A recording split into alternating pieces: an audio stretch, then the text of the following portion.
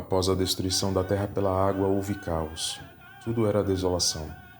A humanidade havia morrido e os céus estavam sobre a terra. Quando os deuses viram que os céus haviam caído, resolveram chegar ao centro da terra, abrindo para isso 4 caminhos subterrâneos, e entrar nesses caminhos para levantá-los. Para recompensar tão grande ação, Tonakazihuatli fez seus filhos os senhores dos céus e das estrelas, e o caminho de Tezcatlipoca e Quetzalcoatl percorreram foi marcado pela Via Láctea. E esta grande nebulosa também foi chamada de Mizcotli, ou Cobra das Nuvens Brancas. Após a criação do quinto sol, em Teotihuacan, Mizcotli, um dos 4 deuses, ascendeu ao 8º céu e criou 4 homens e uma mulher para alimentar o sol. Mas mal formados, estes caíram na água. Frustrado com essa tentativa, Mizcotli bateu uma bengala numa rocha e ao golpe brotaram 400 Chichimecs Mimixcoa. Naquela época, ao norte existia um lugar de origem chamado Ticomostoc, as 7 cavernas. É dentro dessas cavernas que viviam os 400 Mimixcoa, um turbulento grupo de titãs nascidos da rocha. O Sol, Tonatiuh, tornou-se seu pai e ensinou-lhes o uso de armas para que pudessem caçar e fornecer alimento a seus pais divinos. Mas os Mimixcoa, em sua arrogância, desafiaram os pais, viveram desenfreadamente e beberam vinho madre de cacto. Os 400 haviam recebido flechas preciosas de penas de camiseta de Quetzal, penas de garça, penas de pele zaquã e penas de Xiltotol. Ao invés de usarem essas flechas para cumprir seu dever, se embebedaram e decidiram tomar as mulheres como esposas. Agindo então, Mizcotli começou a criar fogo perfurando com uma vara uma tábua de fogo. Essa foi a primeira luz, pois o quinto sol ainda não estava aceso. Aliás, já deixou seu like no vídeo? É mais rápido que as flechas de Tonatiuh e com certeza ajuda o canal a brilhar mais que o fogo de Mizcotli, nas mentes que precisam entender do que realmente se tratam os símbolos que nos cercam. E não esqueça de ingressar em nosso grupo do Telegram, que diariamente traz informações importantes e curiosidades mais potentes que o quinto sol que deu nome a uma tal estrela de quinta grandeza. Os 5 Mimixcoa que estavam nas águas por serem mal formados foram amamentados por Mesitli e uma vez fortes saíram à caça dos 400 rebeldes. Ao verem os 5, os 400 exclamaram: "Quem são esses que são como nós?" Os 5 se esconderam então em lugares específicos, um numa árvore, um sob o chão, um sobre o monte, um sob a água e um num quadrado da quadratura do jogo de Tlatli. Por fim, os Mimixcoa foram derrotados por seus 5 irmãos mais novos, que serviram ao sol Tonatiuh, dando-lhe de beber.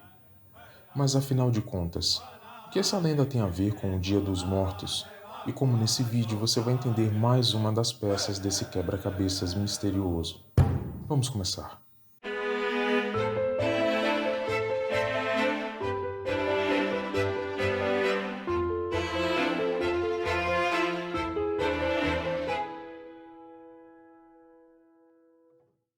Vimos no último vídeo que anualmente no México, no dia 2 de novembro ocorre a celebração equivalente ao Dia de Finados no Brasil, o Dia dos Mortos. Nesse dia ocorrem peregrinações parecidas com carnavais brasileiros, com fantasias, rostos pintados e muito colorido. Só que ao invés de desfilarem nas ruas e sambódromos, desfilam em cemitérios. Vimos também que as padarias produzem pães especiais, chamados de pan de muerto, o pão dos mortos, que junto às caveiras de açúcar são ofertadas pelos familiares nos túmulos dos cemitérios. É importante que você passe a observar a repetição de alguns elementos dessas narrativas, pois esse é o motivo pelo qual em vídeo anterior falamos sobre o papel do pão na história da humanidade. O pão é um gatilho muito forte. Vimos também que dentre as figuras celebradas pelos mexicanos está a Santa Muerte, uma criatura que desde a antiguidade era cultuada pelos astecas e cujo nome original era Mictecacihuatl. Essa deidade era responsável pelos níveis mais baixos do submundo, onde guardava os ossos dos mortos, e de onde subia através de um poço profundo para presidir os antigos festivais de sacrifícios astecas. Mas onde os mitos antigos se cruzam com os festejos atuais? Para descobrir isso, temos de compreender algumas coisas. Primeiro, precisamos entender que o culto à Santa Muerte, personificada como a própria morte, tem origens na crença de um povo que pautava não só sua ritualística religiosa, mas toda uma gama de condutas sociais nessa crença. É preciso também observar que, na verdade, esse culto nunca cessou realmente. Sempre esteve lá, desde os povos Titimeca. A Grande Titimeca foi o território onde as nações titimecas se estabeleceram, e incluía os atuais estados de Jalisco, Águas Calientes, Zacatecas, Guanajuato, São Luís Potosí e as regiões do Baixo Ocidente Mexicano. O termo chichimeca era usado pelos espanhóis com o mesmo sentido que os bárbaros pelos romanos. Isso porque os chichimeca eram um povo selvagem e nômade que vivia ao norte do Vale do México e eram muito hostis aos espanhóis, que queriam extrair prata de seu território. Os chichimeca, porém, não eram originários dessa região, e é muito importante compreender isso, pois é comum que as narrativas padrão nos façam crer que os povos astecas fossem consolidados sobre aquele lugar, o que não é verdade. Os chichimecas teriam chegado até lá após migrarem do norte, liderados por Xolotl, alguém sobre quem falaremos em momento oportuno. Uma vez estabelecidos e após diversas incursões, batalhas e misturas, os chichimecas acabaram divididos basicamente em 4 grupos: os Pamis, os Guamares, os Zagatecas e os Guatitiles. Na verdade, o nome chichimeca deriva das palavras chichitli, que significa seios ou leite, e do sufixo locativo man. Portanto, em sentido metafórico, designaria ou o lugar de quem amamenta ou aqueles que sugam. Essas tribos não possuíam deuses especificamente relacionados à fertilidade, como nas culturas mesoamericanas, e, em vez disso, adoravam o sol, a lua e outras estrelas. Alguns estudiosos consideram que os chichimecas foram culturalmente pouco desenvolvidos, especialmente os guatitiles e os zagatecas, mas talvez essa não seja exatamente a questão.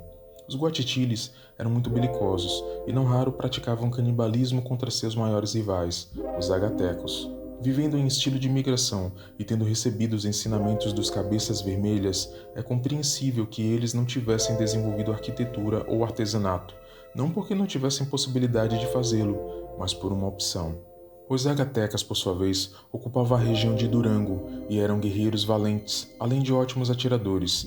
Distinguiam-se das outras 4 nações porque, apesar de andarem nus, características de todos os chichimecas, usavam meia calça até a altura dos joelhos, além de bandagens na testa. Quando os espanhóis descreviam suas habilidades com arco, diziam que eram tão bons que se mirassem nos olhos e acertassem a sobrancelha, consideravam um tiro ruim, e que não raro lançavam objetos para o alto e não o deixavam cair disparando flechas com ele ainda no ar. Independente se zagatecas ou guatitiles, todos os chichimecas utilizavam peiote e cogumelos alucinógenos antes das batalhas e de braços dados giravam em torno da fogueira, gritando e sorrindo até que não sobrasse mais força. No dia seguinte, choravam muito, no que eles chamavam de Ritual das Lágrimas.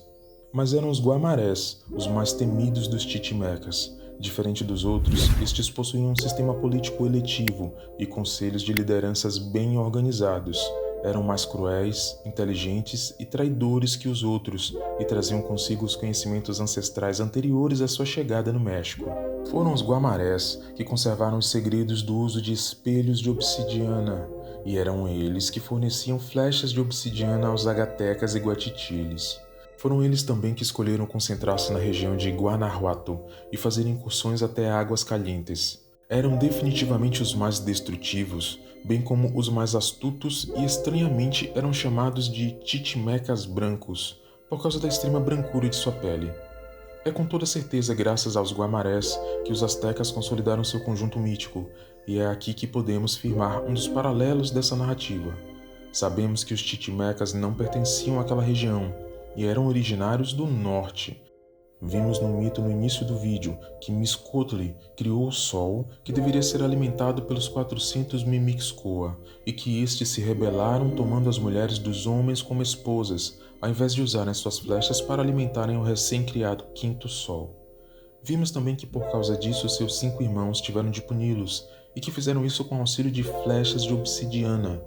O que não vimos é que quando os 400 foram mortos, segundo algumas lendas, eles teriam sido devorados por Itzapapalotl, a borboleta obsidiana, uma guerreira esquelética e deusa da morte que conteria uma das entradas do submundo nas cavernas escondidas das planícies de Águas Calientes, localidade que os guamarés e os zagatecas ocuparam, povos que por sua vez instruíram os ritos dos astecas. Curiosamente, mais uma vez a Unesco surge aqui para declarar certas rotas desse local como patrimônio mundial protegido, especificamente a antiga fazenda de Peñuelas, a antiga fazenda de Cieneguilla, o complexo histórico da cidade de Águas Calientes e a antiga fazenda de Pabellón de Hidalgo, caso você queira algum dia fazer uma visita.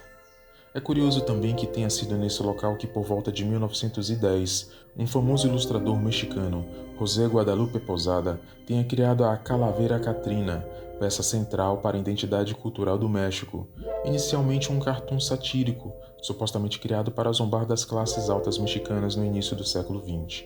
Catrina tinha uma notável semelhança com as imagens de Carmen Romero Rubio, a segunda esposa de Porfírio Dias, cuja turbulenta presidência foi um dos principais alvos da mordaz sátira de Posada. As ilustrações de Posada estavam profundamente ligadas ao contexto cultural da Revolução Mexicana, a primeira grande revolta popular do século XX, e momento em que, milagrosamente, o passado indígena revolucionário mexicano ressurgiu como algo de grande importância. Será que de alguma forma essa receita lhe parece familiar? Bem, o simbolismo do esqueleto, que nós sabemos pouco tem a ver com os ciclos da vida, mas muito mais com o culto a Mictecacihuatl, provou ser uma imagem potente nessa suposta independência cultural mexicana de sua elite eurocêntrica. É demasiado irônico, porém, que tenham sido os membros ocultos dessa elite que financiaram a propaganda dessa personagem. Na verdade, uma observação mais acurada dos folhetos de Posada deixam claro que ele pouco se importava com os trabalhadores, mas muito mais com o ressurgimento de um culto que usava do revanchismo como objeto de propaganda, manipulando a percepção da massa. Anos mais tarde, Diego Rivera, um famoso artista internacional, marido de Frida Kahlo, também uma famosa artista plástica internacional, colocaria Posada, vestido com terno preto, ao lado da Calavera Catrina, no centro de seu afresco Sueño de una tarde dominical, em La Alameda Central. Rivera se retratou como um menino que segura a mão de Catrina. Frida Kahlo está atrás e entre eles. Rivera guarda o chapéu grande burguês que Posada deu a Catrina, mas em vez de vesti-la com um vestido burguês combinando, veste com uma saia terruana simples, semelhante às que Kahlo usava, que eram associadas às mulheres indígenas de Tehuantepec. A cascavel de penas liga Catrina ao deus mesoamericano Quetzalcoatl, a serpente emplumada, e seu chocalho de pedra a conecta à deusa asteca Coatlicue, a da saia da serpente.